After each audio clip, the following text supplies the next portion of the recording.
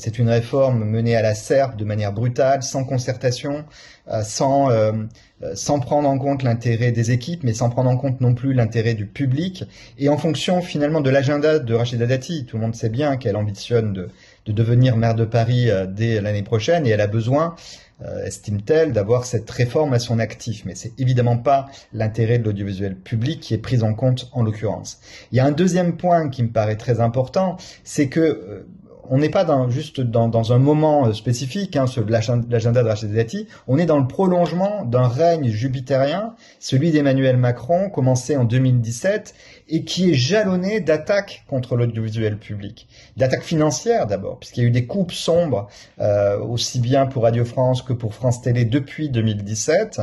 Il y a eu la suppression de la redevance qui a été mal pensée, mal compensée, et qui évidemment signifie un affaiblissement de l'audiovisuel public. Et puis il y a aussi eu des discours tenus par le président sur l'audiovisuel qui me paraissent extrêmement dangereux de la part d'un président qui par ailleurs prétend incarner l'intérêt général, la modération, la mesure,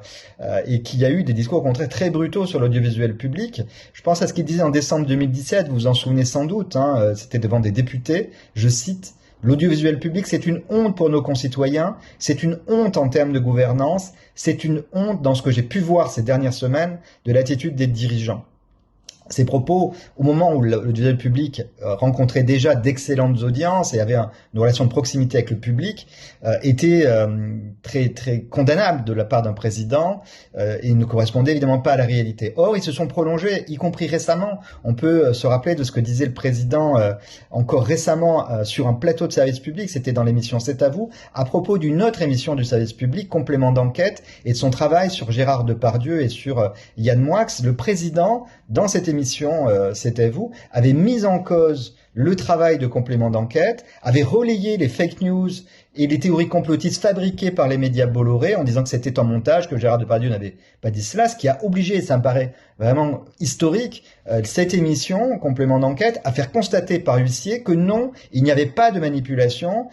ces propos étaient bien ceux que Gérard Depardieu avait tenus. Donc tout ça est extrêmement grave et s'inscrit dans le temps long d'un président qui aura eu tendance constamment à affaiblir ces médias publics.